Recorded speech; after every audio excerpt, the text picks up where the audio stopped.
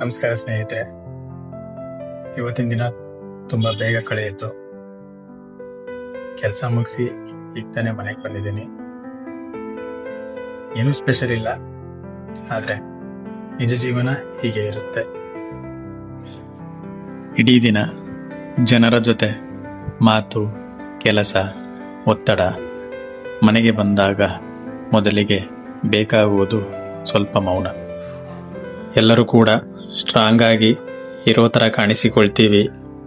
ಬೆಳಗ್ಗೆಯಿಂದ ಸಂಜೆ ತನಕ ಕೆಲಸದಲ್ಲಿ ಬ್ಯುಸಿಯಾಗಿ ಓಡಾಡಿಕೊಂಡು ಕೆಲಸ ಮಾಡ್ತಾ ಇರ್ತೀವಿ. ಆದರೆ ದಿನದ ಕೊನೆಗೆ ನಾವು ಕೂಡ ಮನುಷ್ಯರೇ. ನಮಗೂ ದಣಿವು, ಆಯಾಸ, ಸುಸ್ತು ಎಲ್ಲನೂ ಆಗುತ್ತೆ. ಕೆಲಸ ಅನ್ನೋದು ಜೀವನದ ಒಂದು ಭಾಗ ಮಾತ್ರ.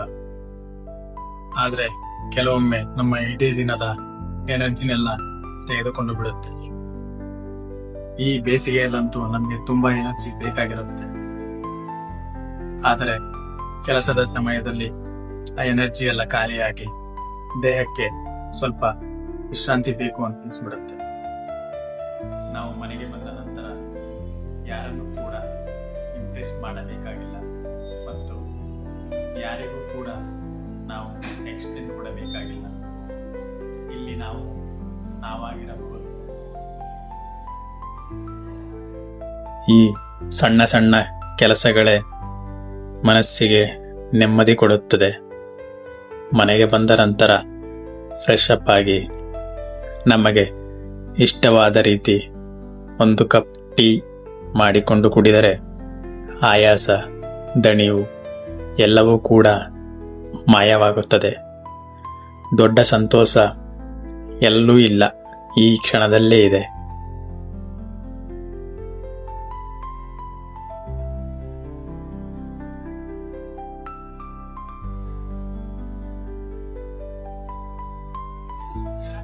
ನೀವು ಕೂಡ ಹೀಗೇನಾ?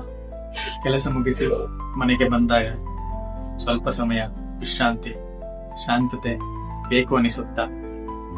ಕಮೆಂಟ್ ನಲ್ಲಿ ಹೇಳಿ. ನಿಮ್ಮ ದಿನದ ಕೊನೆಯ ಕ್ಷಣ ಹೇಗಿರುತ್ತದೆ? ಈ ಲಾಗ್ ನಿಮಗೆ ಇಷ್ಟವಾದರೆ ಲೈಕ್ ಮಾಡಿ, ಶೇರ್ ಮಾಡಿ.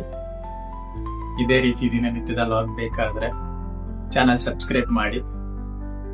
ಮತ್ತೆ ಭೇಟಿಯಾಗೋಣ ಮುಂದಿನ ಲಾಗ್ ನಲ್ಲಿ.